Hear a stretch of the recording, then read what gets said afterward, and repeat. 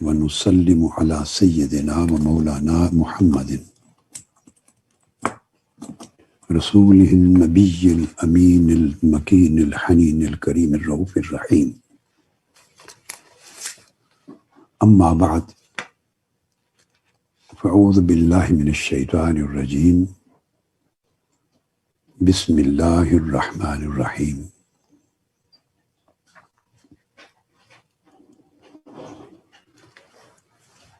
قل هل يستوي الذين يعلمون والذين لا يعلمون. صدق اللہ مولانا العظیم.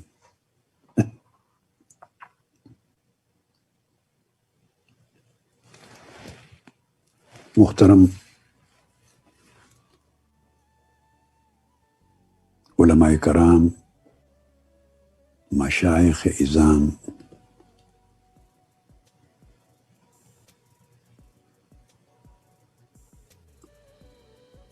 معزز اساتذہ و معلمین، اور آج کی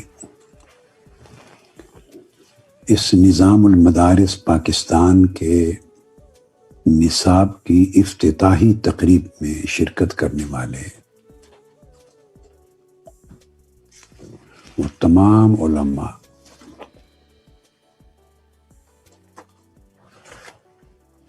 جو پاکستان بھر میں اپنے اپنے مدارس میں، جامعات میں، کوئی شادی ہالز میں، دیگر مراکز پر جمع ہیں اور اس قومی کانفرنس میں شریک ہیں. میں سب کی خدمت میں بار دیگر ہدیہ السلام پیش کرتا ہوں. السلام علیکم ورحمۃ اللہ وبرکاتہ.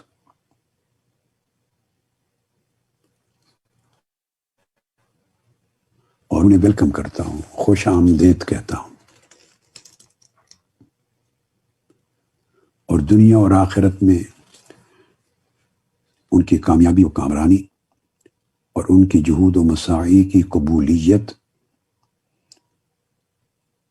اور اللہ کے حضور ان کے درجات کی بلندی اور حضور نبی اکرم صلی اللہ علیہ وآلہ وسلم کی بارگاہ میں ان پر عنایات اور فیوزات کے لیے دعا گو.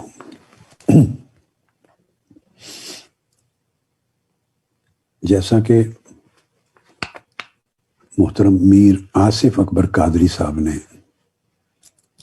بتایا ہے اور مجھے تحریری طور پہ نظام المدارس پاکستان کے دفتر سے، مرکز سے اطلاعات آئی ہیں، سو میں بطور خاص خوش آمدید کہتا ہوں محترم ڈاکٹر پیر مظہر فرید شاہ صاحب کو، محترم علامہ مفتی محمد شبیر انجم قادری صاحب کو، محترم علامہ محمد قاسم علوی صاحب کو، محترم علامہ محمد بدر الزمان قادری صاحب کو، محترم حافظ ڈاکٹر محمد خان سیالوی صاحب کو، محترم علامہ سید نصیر الاسلام شاہ صاحب کو، اور محترم صاحبزادہ مولانا محمد ذیشان سعید صاحب کو. اور اسی طرح کراچی، سندھ، بلوچستان اور KPK کے مختلف مقامات پر جو جلیل القدر علماء کرام اور مشائخ اعظام اور مدارس اور جامعات کے محتممین اور منتظمین اور اساتذہ اور سینئر طلباء جمع ہیں، ان سب کو خوش آمدید کہتا ہوں. خاص طور پہ جیسے مفتی مکرم صاحب قادری صاحب نے بہت بڑا اہتمام کراچی اور سندھ کی سطح پہ کیا ہے، اور ان میں علامہ مفتی سید شاہ حسین گردیزی صاحب کو بھی، اور دیگر علماء کرام جن کا ذکر ہوا ہے، ایک طویل تعداد ہے، خوش آمدید بھی کہتا ہوں اور اپنی محبتیں اور دعائیں ان کو بیچتا ہوں۔ الحمدللہ تعالی آج آپ سب کو معلوم ہے کہ اسلامی مدارس جو مدارس نظامیہ کے عنوان سے پہچانے جاتے ہیں، پاکستان میں ان کی تاریخ کا ایک نیا باب رقم ہو رہا ہے، ایک نئے دور کا آغاز ہو رہا ہے۔ اس حوالے سے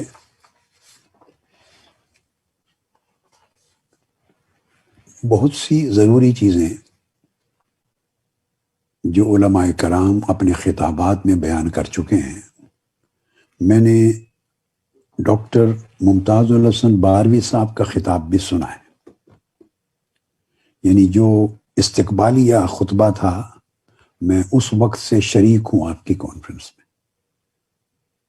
اور اس کے بعد پھر جتنے خطابات ہوئے آف کورس میں نے سنے ہیں، مفتی محمد شبیر انجم صاحب کا بھی، اور پروفیسر علامہ محمد قاسم علوی صاحب کا بھی، علامہ محمد بدر الزمان صاحب کا بھی، علامہ محمد خان سے علوی صاحب، اور وہ تو ہو نہیں سکا، علامہ نصیر الاسلام شاہ صاحب کا بھی۔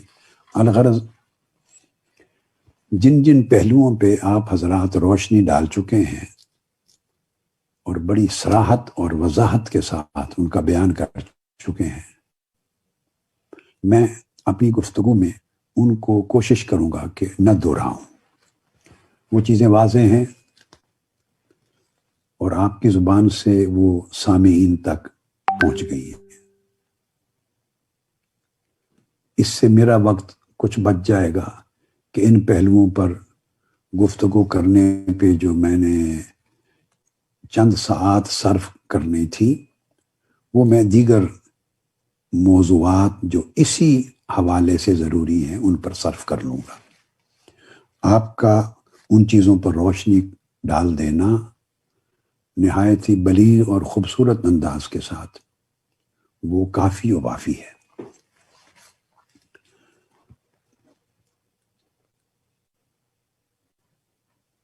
میں اپنی گفتگو کی ابتدا میں تمہیدی طور پہ دو باتیں عرض کر کے پھر میں نصاب کی طرف آنا چاہتا ہوں۔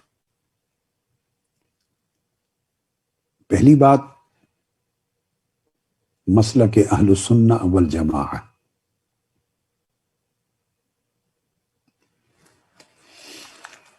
یہ عنوان ہے، اگر اسلام کے دائرے کے اندر اور دین اسلام کے تشخص کے بعد عقیدہ کی جہت سے کوئی ہماری شناخت پوچھے تو وہ اہل السنہ والجماعہ ہے۔ باقی شناختیں پھر اس سے اور زیادہ خصوصیت کی حامل چھوٹے دائروں میں ہوتی چلی جاتی۔ مین شناخت اسلام کے وسیع تر عالمی دائرے اور امت کے وسیع تر دائرے کے اندر اعتقادی پہچان کے لیے کوئی پوچھے تو یہ عنوان ہے۔ اس کے عناصر ترکیبی میں دو چیزیں قابل توجہ ہیں۔ دو الفاظ کے ساتھ یہ جو لقب ہے، یہ عنوان مسلک ہے، یہ تشکیل پاتا ہے۔ ایک السنہ اور دوسرا الجماعہ۔ السنہ اور الجماعہ دونوں الفاظ خاص مفاہیم اور مرادات کا تعین کرتے ہیں، نشاندہی کرتے ہیں۔ اب اس کو میں قرآن مجید کے ساتھ کوریلیٹ کروں گا۔ سورہ الانعام میں ارشاد فرمایا گیا، اعوذ باللہ من الشیطان الرجیم، ھذا صراطی مستقیمہ، یاد رکھ لیں یہ ٹائٹل احادیث نبوی میں کثرت کے ساتھ روایات میں موجود ہے، جہاں سے یہ ماخوذ ہے اس ترکیب میں، مگر میں قرآن مجید پر فوکس کر رہا ہوں اس خیال سے کہ وہ احادیث نبوی چونکہ علماء کا اجتماع ہے، وہ آپ کے نالج میں، آپ ان سے آگاہ ہیں، ان کو پڑھتے پڑھاتے ہیں اور اپنے سامعین کو سمجھاتے رہتے ہیں۔ قرآن مجید کے جن پہلوؤں پر میں اس ریفرنس سے توجہ دلانا چاہتا ہوں، چونکہ ہمارا نظام المدارس پاکستان کے نصاب کا افتتاحی اجتماع ہے، میں صرف وہ گوشے لوں گا جو اس کے ساتھ متعلقہ ہوں گے۔ سورہ الانعام میں ارشاد فرمایا، اعوذ باللہ من الشیطان الرجیم، ھذا صراطی مستقیمہ فاتبعوہ، یہ ہے میرا راستہ اور یہ صراط مستقیم ہے۔ اس سے السنہ نکلا ہے۔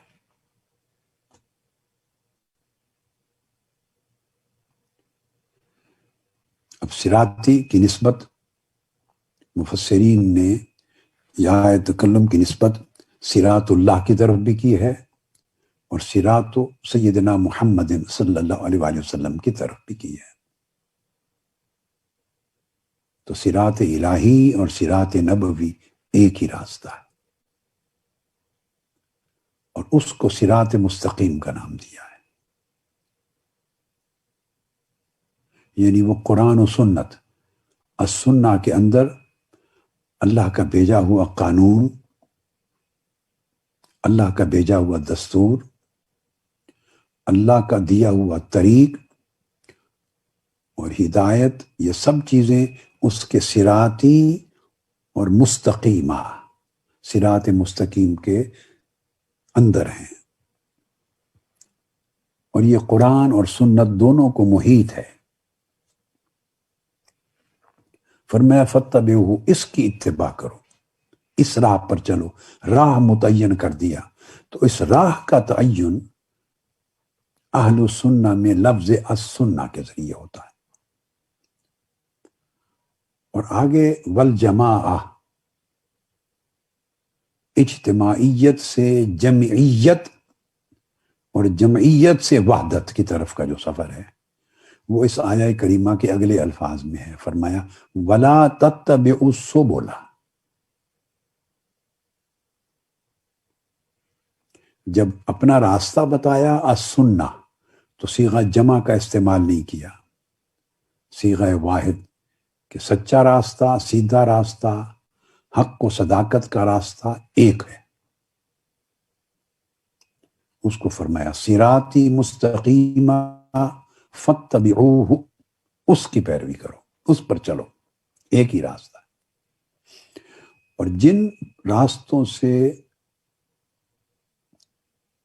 روکا گیا کہ ان پر نہ چلو، اور ان راستوں پر چلنے سے آپ طریق السنہ سے ہٹ جاتے ہیں، یعنی اللہ اور اس کے رسول کے دیے ہوئے راستے سے ہٹ جاتے ہیں، اس کے لیے صیغہ واحد کا نہیں جمع کا استعمال کیا۔ مطلب ہے وہ طرق اور سبل بہت سارے ہیں، کوئی آپ کو کھینچ کے ادھر لے جاتا ہے، کوئی ادھر لے جاتا ہے، کوئی اس طرف لے جاتا ہے، کوئی دائیں طرف، کوئی بائیں طرف، بہت سے ہیں۔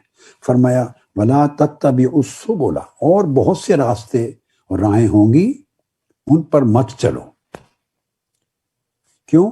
فَتَفَرَّقَ بِكُمْ عَنْ سَبِيلِهِ، ان راہوں پر چلو گے تو وہ تمہیں اللہ اور اس کے رسول کی ایک راہ سے جو صراط مستقیم ہے ان سے جدا کر دیں گے۔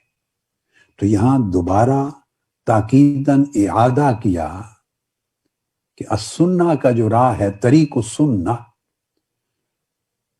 جو اللہ اور اللہ کے رسول کا دیا ہوا راہ ہے، وہ سبیل ہی کے مرجع کی طرح وہ ایک ہی ہے، اور اس کے علاوہ باقی جتنے راستے ہیں وہ تمہیں اس حق کو ہدایت کی راہ سے ہٹا دیں گے، جدا کر دیں گے، اور ان میں فرمایا تفرق پیدا کر دیں گے، ان کے لیے تفرق۔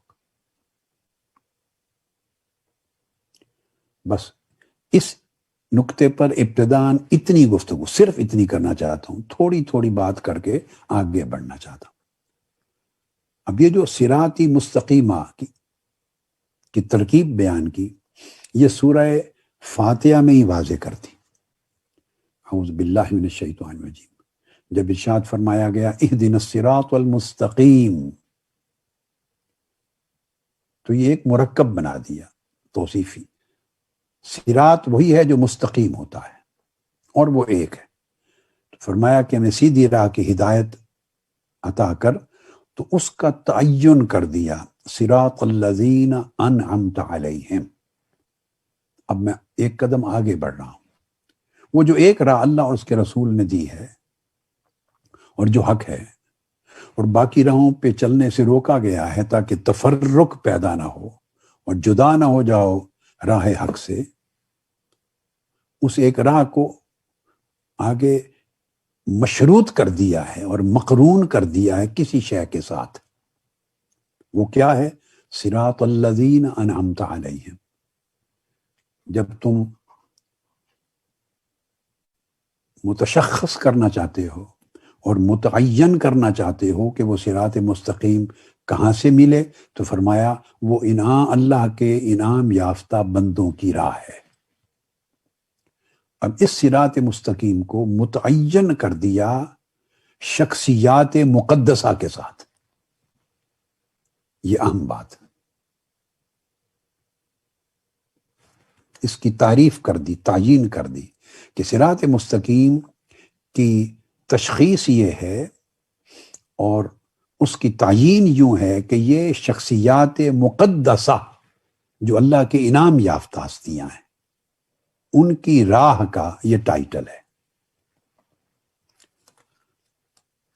اب میں نظام المدارس پاکستان کی نصاب کی افتتاحی اس کانفرنس کی ابتدا اس موضوع سے کیوں کر رہا ہوں؟ وہ اس لیے کر رہا ہوں کہ پتہ چلے کہ جو لوگ پیدا ہوں گے مدارس سے اور پیدا ہوتے ہیں اور پیدا ہوتے رہے ہیں صدیوں سے اور آئندہ صدیوں میں پیدا ہوتے رہیں گے، ان کو ایک ایسا نظام چاہیے تعلیم و تربیت کا کہ وہ انہیں ان برگزیدہ مقدسہ شخصیات کے دائرے میں لا سکے جن کو اللہ رب العزت نے صراط مستقیم کے مشخص عنوان کے طور پہ پیش کیا ہے کہ اللہ رسول کی جو راہ ہدایت عطا کردہ راہ ہدایت ایک ہی راہ ہے، اس کی پہچان تمہیں ملے گی اللہ کے انعام یافتہ بندوں سے۔ یہ وہ مقدسہ علم و عمل اور صالحیت کی حامل شخصیات ہوں گی جن پر میرا انعام اترے گا، اور وہ میرے انعام یافتہ بندے ان کی راہ پہ چلو گے تو یہ ایسے ہوگا جیسے اللہ اور اس کے رسول کی دی ہوئی راہ پہ چل رہے ہو۔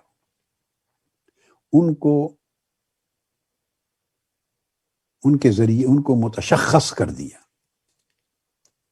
اب اس کا یہ تعلق ہے، ہمیں نظام تعلیم اور نظام تربیت میں ایسے نصاب کی اور ایسے نظام کی، ایسے ماحول کی اور ایسی ضروریات کو پورا کرنے کی ضرورت ہے جو ہمیں اہل السنہ والجماعہ کا جو میں نے ٹائٹل دیا اور اس کی تعریف قرآن مجید کی 2 آیات سے بیان کی، اس کے مطابق وہ افراد ان جگہوں سے پیدا ہو سکیں۔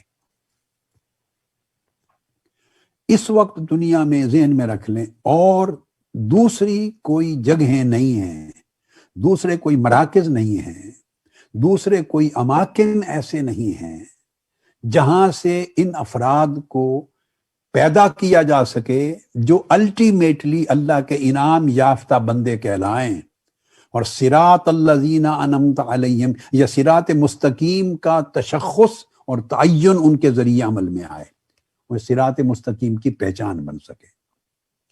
علم میں، عمل میں، فکر میں، اخلاق میں، سیرت میں، کردار میں، فہم میں، تفقہ میں، تدبر میں، تفکر میں، معاملہ میں،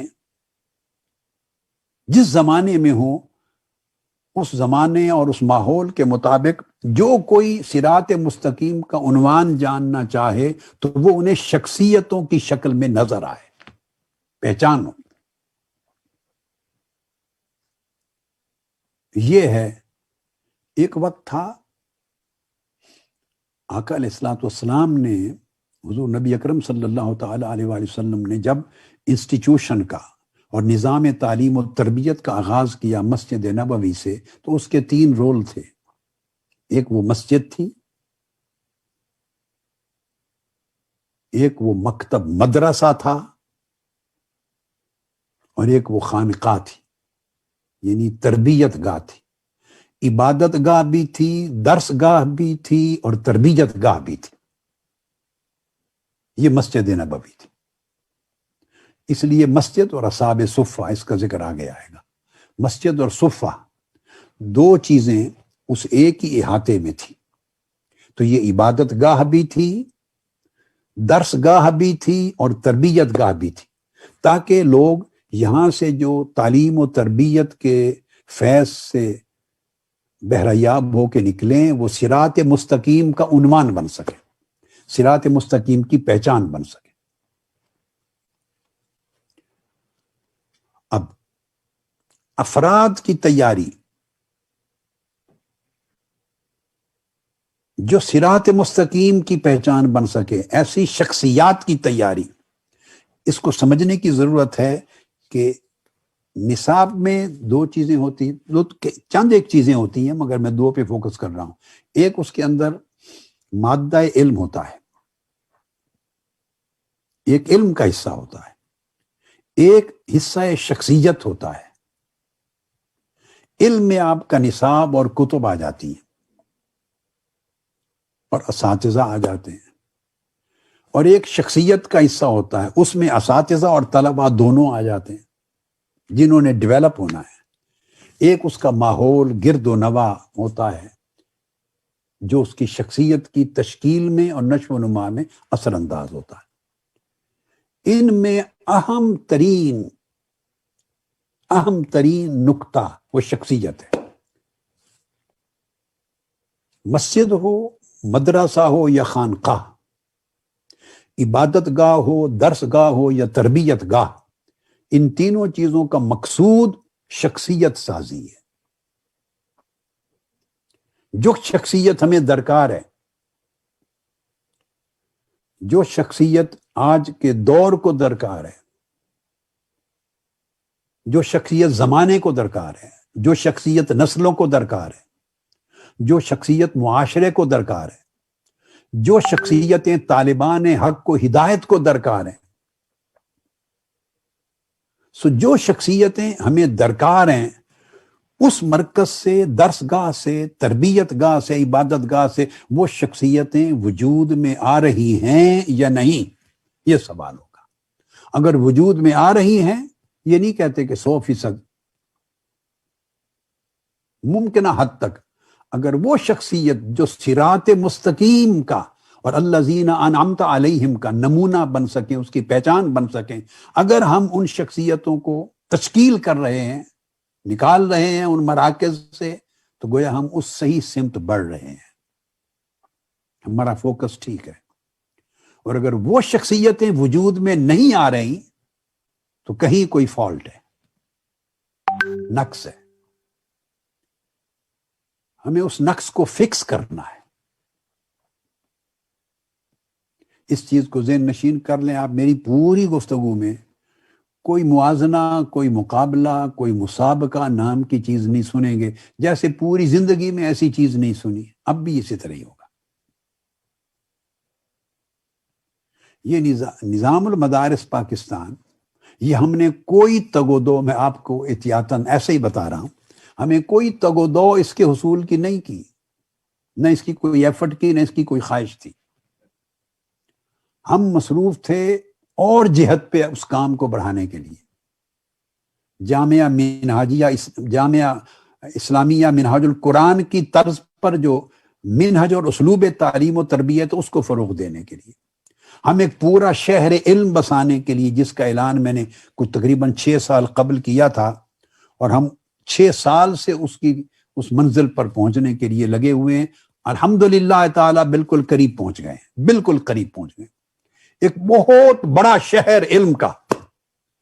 اور جو ہی انشاءاللہ, اس لیے اس کا اظہار نہیں کرتے, ممکن ہے لوگ سوچتے ہوں کہ اس کا کیا بنا, مگر جب ہر چیز ہاتھ میں آ جائے گی اور اطمینان بخش پروگرس ہو جائے گی, تو اس کا ایک بہت بڑا لاکھوں افراد پہ مشتمل اسی جگہ پہ ملک گیر افتتاح ہوگا. ایک پورا شہر علم مدینہ العلم بنا رہے ہیں, جس کو منہاج ایجوکیشن سٹی کہا تھا, اس میں العظمیہ اور خدا جانے کیا کیا ہوگا. ہم تو ان خطوط پر اپنے کام کو آگے بڑھانے اور توسیع دینے میں لگے ہوئے تھے. یہ ذمہ داری تو گھر میں بیٹھے بٹھائے منہاج القرآن کے ہمارے کندھوں پہ آ گئی. ہم نے صرف انکار نہیں کیا,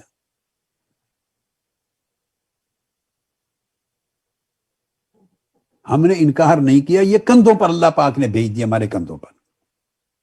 اس لیے ذہن میں رکھ لیں, جتنے بھی وفاق ہیں, خواہ وہ تنظیم المدارس ہے, خواہ وہ وفاق المدارس ہیں, خواہ وہ اہل سنت کے بریلوی مکتب فکر, اہل سنت کے دیوبندی مکتب فکر, خواہ وہ سلفی اہل حدیث مکتب فکر, خواہ وہ شیعہ مکتب فکر, وہ اور یا دیگر جن کے بھی جو وفاقس ہیں یا بورڈ ہیں, کسی کے ساتھ یاد رکھ لیں کوئی مقابلہ مسابقہ نہیں ہے. قطعی طور پہ ہمارے لوگ سن لیں میرا میسج کہ حرام ہے اور گناہ کبیرہ ہے ایسی سوچ کو اپنے دل و دماغ میں جگہ دینا. ہم ہمیشہ پہلے کی طرح پوزیٹیولی اس امت کو, نسلوں کو, علماء کو کچھ نہ کچھ دینے کی کوشش کرتے رہیں گے. بس کون کیا کر رہا ہے, کون کیا نہیں کر رہا, کون کامیاب ہے, کون ناکام ہے, کون ڈیلیور کر سکا ہے, کون ڈیلیور نہیں کر سکا, ان پر جیسے گزشتہ 40 سال میں نے کبھی کلام نہیں کیا, اس موضوع پر بھی نہیں کریں گے, چونکہ اس میں اب علماء کرام ڈیل کر رہے ہوں گے. تو یہ جو نظام المدارس پاکستان کی انتظامیہ اور اس کی ایگزیکٹو ہوگی, ہم پوزیٹیولی چلیں. اس وجہ سے میں نے پورے پاکستان میں بہت سے اکابر علماء, اساتذہ, مشائخ, جن کی میرے ساتھ اور میرا ان کے ساتھ ایک رشتہ محبت ہے, بڑا گہرا تعلق ہے, دیرینہ, میں نے کسی کو فون نہیں کیا اس سلسلے میں, کسی ایک کو بھی پورے پاکستان میں, ایک فرد کو بھی نہیں کیا کہ آپ اس میں شریک ہوں اور اس میں رجسٹریشن کروائیں. میں نے ذاتی طور پہ, اس لیے کہ میں چاہتا ہوں کہ آج کی اس کانفرنس میں یہ چاہتا تھا کہ میری معروضات کو بڑے احتیاط سے, انہماک سے, توجہ سے سن لیں, سمجھ لیں. اس کے بعد جس میں بہتری نظر آئے وہ فیصلہ آزادی کے ساتھ کریں. جہاں بہتری ملے, دین کے اعتبار سے, عقیدہ و مسلک کے اعتبار سے, طلباء کے اخلاق و سیرت کے اعتبار سے, ان کے اندر زہد, تقوی, ورع, تصوف کے ذریعے اس کے اعتبار سے, ان کے اندر فہم, تفکر, تدبر کے اعتبار سے, کتاب و سنت, قرآن اور حدیث کے علوم میں پختگی کے اعتبار سے, فنون میں پختگی کے اعتبار سے, روشن اور منور اخلاق اور سیرت و کردار کے اعتبار سے, اور ان کو نئے دور کے زمانوں کے فہم اور اس کے ادراک اور قابلیت اور استعداد کے اعتبار سے, جو چیزیں میں آج عرض کر دوں گا اس کی روشنی میں آپ دیکھ لیں, جو جہاں زیادہ بہتر آپ کی طبیعت مطمئن ہو, چاہیں وہ فیصلہ کریں.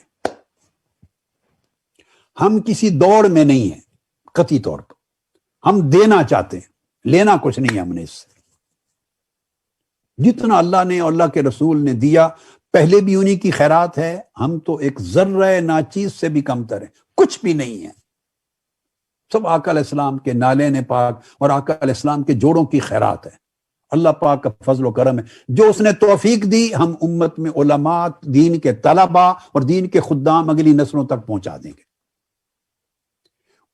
ان کی اصلاح ہوتی ہے, تجدید ہوتی ہے, ان میں استحکام پیدا ہوتا ہے, وسعت آتی ہے, گہرائی آتی ہے, تمکن آتا ہے, علم میں کردار سازی ہوتی ہے. جس جگہ جتنا نصیب ہے وہ جو ہم کر سکیں گے, ایک نوکری ہے آقا علیہ الصلوۃ والسلام کے دین کی, حضور علیہ السلام کی امت کی, آپ کے علم کی نوکری ہے. اور اکابر اور ائمہ دین ان کا تسلسل ہے, جیسے انہوں نے کیا ہم ان کے چھوٹے ہیں، ان کی گردرا سے اکتساب فیض کرنے والے ہیں، یہی چیز اگلی نسلوں تک پہنچانا چاہتے ہیں۔ تو نقطہ یہ بتا رہا تھا کہ شخصیت سازی یہ ان مراکز اور مدارس کا بنیادی کردار ہے۔ اب مساجد رہ گئیں، جس قدر بھی ان کا رول ہے آپ کے سامنے ہے۔ خانقاہیں اپنا رول انجام دینے سے قاصر ہو گئیں، وہاں صرف اب مزارات کی زیارت رہ گئی، مگر خانقاہیں روحانی اور اخلاقی تربیت فراہم کریں وہ چیپٹرز بند ہو گئے۔ بدقسمتی، بہت بڑا نقصان ہوا امت مسلمہ کا، اس پہ اسباب ہیں، وہ بند ہو گئے۔ اب صرف جو چیز کھلی رہ گئی ہے وہ تعلیمی مراکز اور مدارس۔ اب مدارس کو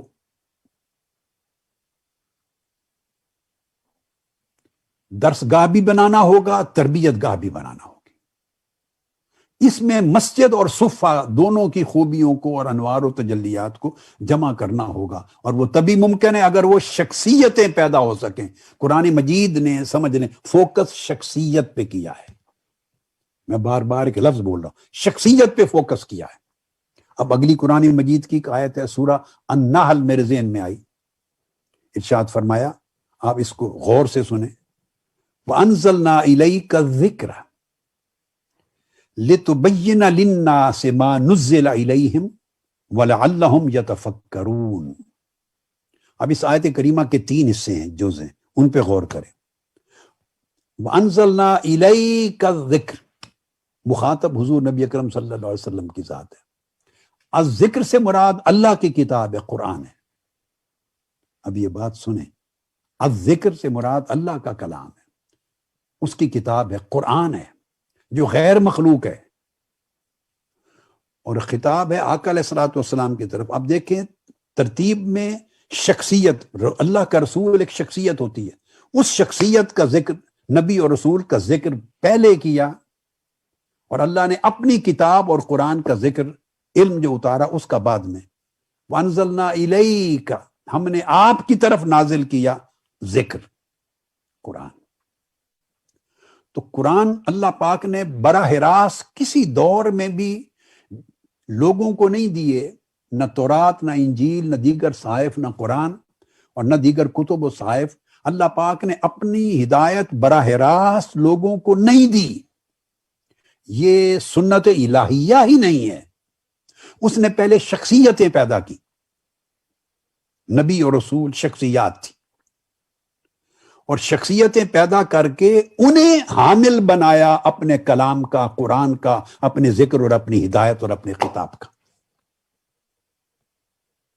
تو جہاں بھی نزول قرآن، نزول وحی کا ذکر آئے گا، ایک قاعدہ میں نے عرض کر دیا، وہاں شخصیت کا ذکر مقدم ہوگا، خواہ وہ حضرت موسیٰ علیہ السلام کی بات آئے، عیسیٰ علیہ السلام کی آئے، جس پیغمبر کی بھی بات آئے، پہلے شخصیت اللہ پاک نے بھیجی، ان کا ایک زمانہ گزارا، ان کے معاشرے میں ایک دور گزارا، ان کی ایک پہچان کروائی، ان کے اندر اخلاق، سیرت، کردار، علم، فہم، تدبر، حلم، یہ خوبیاں رکھی، اور معاشرے میں انہیں ایک باعزت مقام دیا، بحیثیت ایک شخص، بحیثیت ایک انسان پہچان کروائی۔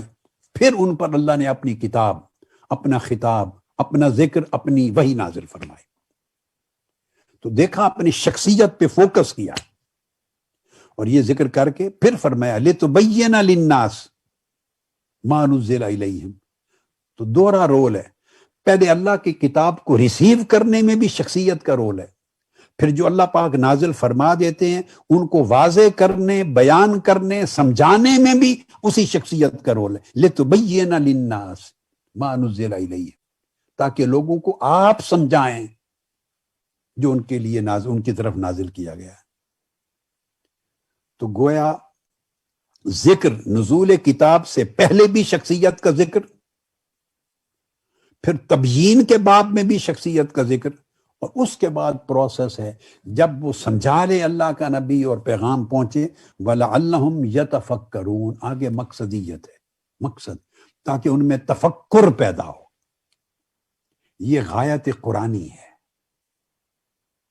کتاب اللہ کی ہو، اللہ کے رسول کی ہو، سنت ہو، یا کتاب علوم دینیہ کی ہو، اسی کے مجموعے کو نصاب کہتے ہیں۔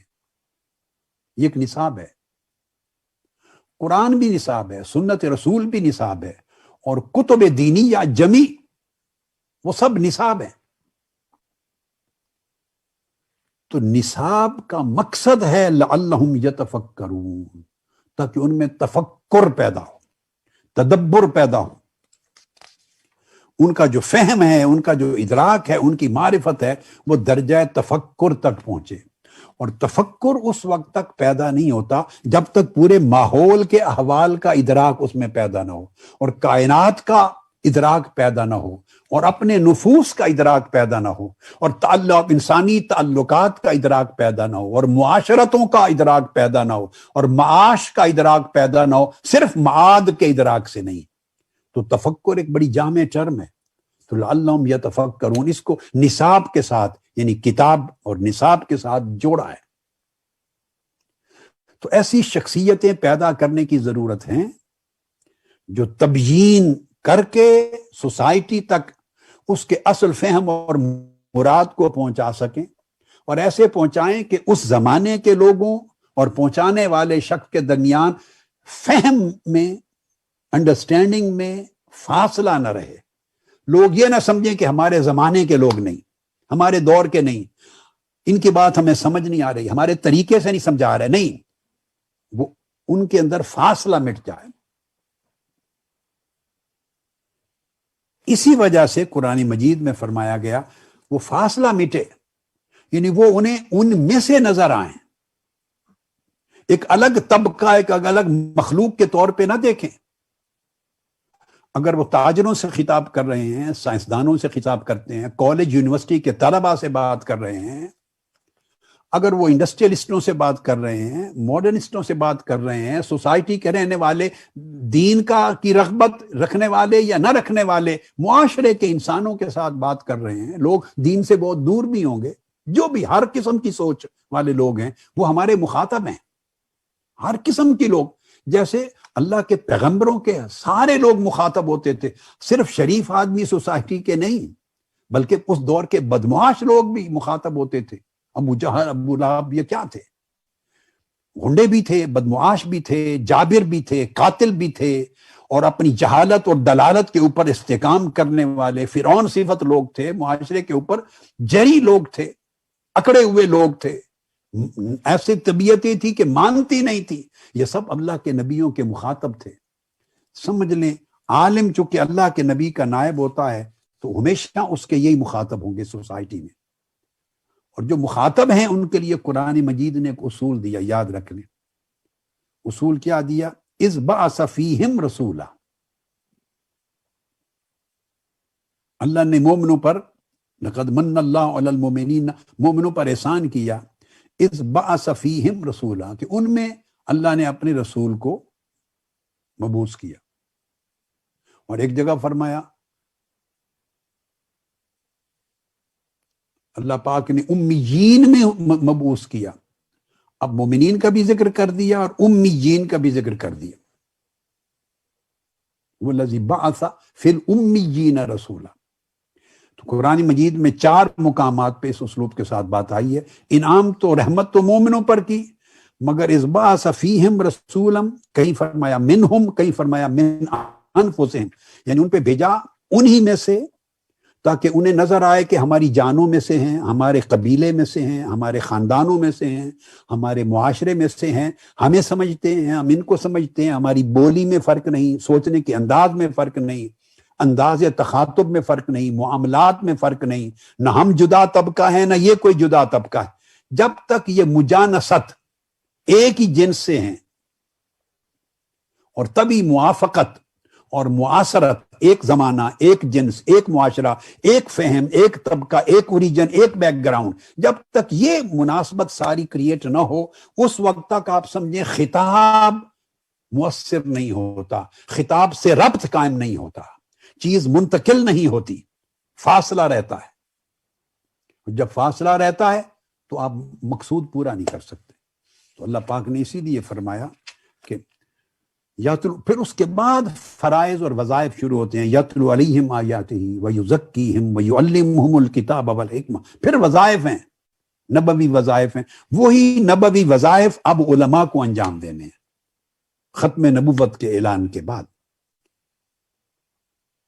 اب اللہ نے کسی اور نبی رسول کو قیامت تک نہیں بھیجنا، آقا علیہ السلام کی امت میں ہی علماء نے اب وہ فرائض انجام دینے ہیں. جو وظائف نبوی تھے ان میں تلاوت آیات کا وظیفہ بھی ہے، اس میں تعلیم، اس میں تزکیہ نفسیات کا وظیفہ بھی ہے، وہ یزکی ہے. اس میں تعلیم مرادات کا، تعلیم کتاب مرادات کا وظیفہ بھی ہے، اور اس میں نمونہ عملیات کا وظیفہ بھی ہے. یہ چاروں چیزیں ان شخصیتوں میں نظر آنی چاہیے. تلاوت آیات اور اس کے انوار و تجلیات اور برکات بھی دکھائی دیں، تزکیہ نفسیات بھی دکھائی دیں، نفوس کا تزکیہ، مہذب شخصیتیں ہوں، اس سے اخلاق جنم لیں، زہد، ورع، اور وہ زبان سے دکھائی دیں، معاملے سے، برتاؤ سے دکھائی دیں. علم نہیں صرف چاہیے، علم کے ساتھ علم پیدا ہو، علم تزکیہ سے آتا ہے، وہ چیزیں بھی چاہیے. نمونہ عملیات بھی بنے، یہ بھی ان کے عمل سے، ان کی شخصیتوں سے نظر آنا چاہیے. اور تعلیم مرادات، جو کتاب و سنت میں اللہ کے پیغام کا جو مراد، منشا، مفہوم ہے، اس کی تعلیم و تربیت بھی دے. یہ سارے وظائف علماء کو انجام دینے ہیں حضور نبی اکرم صلی اللہ علیہ وسلم کی نیابت کی وجہ سے. ایسی شخصیتیں مدارس اور مراکز سے پیدا کرنے کی ضرورت ہے جن میں ان ساری جہتوں کے ساتھ کچھ نہ کچھ صلاحیت اور استعداد پیدا ہو. اب پھر سورہ الحدید کو دیکھ لیجئے، اس میں ارشاد فرمایا اللہ پاک نے وَلَقَدْ أَرْسَلْنَا رُسُلَنَا، اور بے شک ہم نے اپنے رسول بھیجے. تو رسول تو شخصیات ہوتی تھی، ملائکہ تو نہیں تھے. تو ہم نے اپنے پیغمبروں کو بھیجا بالبینات، کھلی کھلی نشانیاں دے کر. تو سب سے پہلے دیکھیے، پھر فوکس میں نے جیسے کہا، یہ پورے قرآن مجید میں جب میں نے جس جہت کی طرف اشارہ کر دیا، پورے قرآن مجید میں یہ فوکس نظر آ جائے گا. شخصیتوں کو بھیجا رسول کے طور پہ. اور پھر وَأَنزَلْنَا مَعَهُمُ الْكِتَابَ وَالْمِيزَانَ، اور پھر ان کے ساتھ ہم نے اپنی کتاب بھیجی، اور میزان یعنی ترازو بھیجا ان کے ساتھ.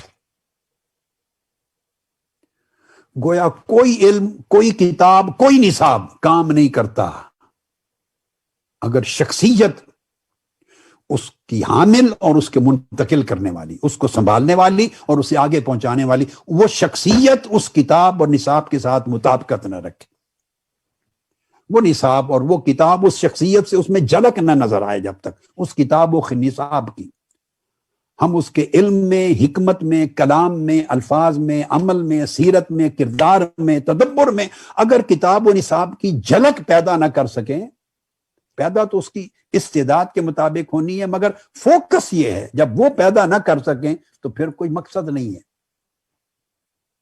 یہ کر کے آگے پھر اینڈ بتایا، فرمایا لِيَقُومُ النَّاسُ بِالْقِسْطِ، تاکہ لوگ اعتدال پر قائم رہیں، لوگوں میں توازن اور اعتدال پیدا کریں. یہ تیسرا مقصد پیدا کیا.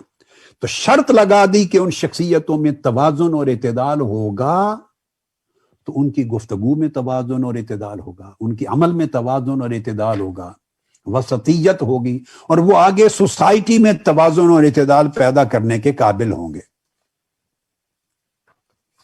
یہ یعنی بنیادی مقصد ہے. مدارس کیوں بنتے ہیں، خانقاہیں کیوں بنتی ہیں، مراکز علم کیوں بنتے ہیں، مراکز علم و تربیت کیوں بنتے ہیں؟ تاکہ رجال پیدا ہوں. اور رجال لا تلہیہم تجارت ولا بیع عن ذکر اللہ، ایسے رجال پیدا ہوں. وہ رجال علم بھی ہیں، اور وہ رجال عمل بھی ہیں، اور وہ رجال حال بھی ہیں، اور وہ رجال خلق بھی ہیں. کامل رجال پیدا ہوں. اس لیے مدارس اور مراکز بنتے ہیں. اب ایک زمانہ تھا پہلے، جیسے میں نے عرض کیا، چونکہ خانقاہیں اپنا عملی رول بند کر چکی ہیں، صرف مزارات کی زیارت اور وہاں اولیاء کرام جو مدفون ہیں ان کی ارواح مقدسہ سے حصول برکت اور حصول فیض کا ایک عمل ہے، اگر وہ بھی کسی آدمی کو یہ سمجھ دی گئی ہو اور وہ اس کا اکتساب کر سکے، اس میں صرف برکات ہیں۔